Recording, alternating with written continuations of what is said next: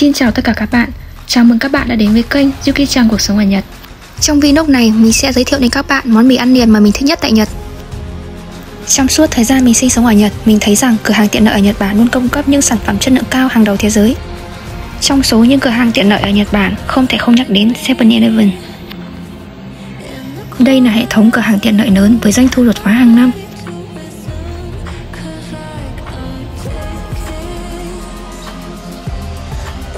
Trong video này, mình sẽ giới thiệu đến các bạn những loại mì ăn liền mà mình ưa thích tại cửa hàng tiện lợi tại Nhật.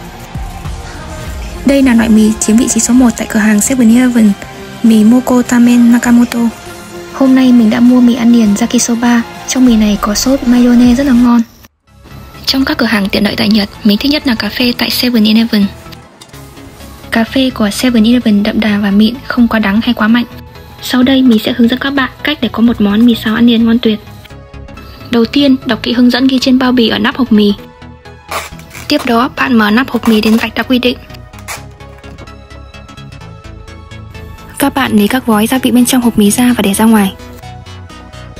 Cho nước vào đun sôi đổ ngập mì và đợi trong vòng 3 phút.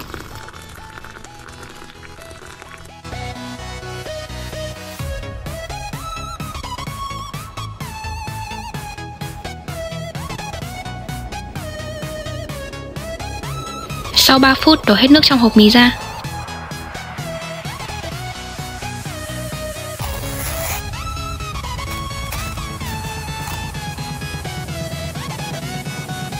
Tiếp đó, trộn đều các gói gia vị với mì.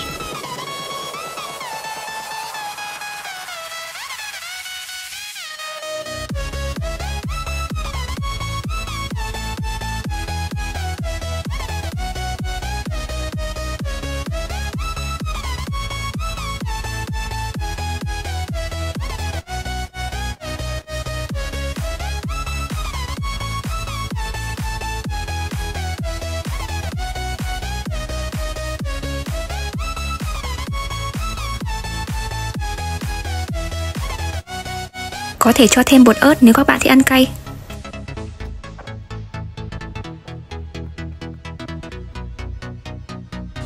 Dù bạn đang ở đâu trên đất nước Nhật Bản, bất kể ngày hay đêm, bạn luôn có thể tìm đến một cửa hàng konbini. Những sản phẩm phong phú và các dịch vụ tiện ích ở đây luôn hữu ích để phục vụ cho cuộc sống hối hả. Vlog giới thiệu món mì ăn liền mà mình yêu thích nhất tại Nhật đến đây là hết rồi.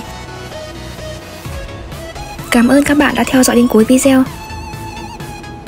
Nếu các bạn muốn mình làm thêm clip về món ăn Nhật Bản, hãy comment ở phía dưới video nha. Và cuối cùng, hãy nhấn đăng ký để ủng hộ kênh của mình nha.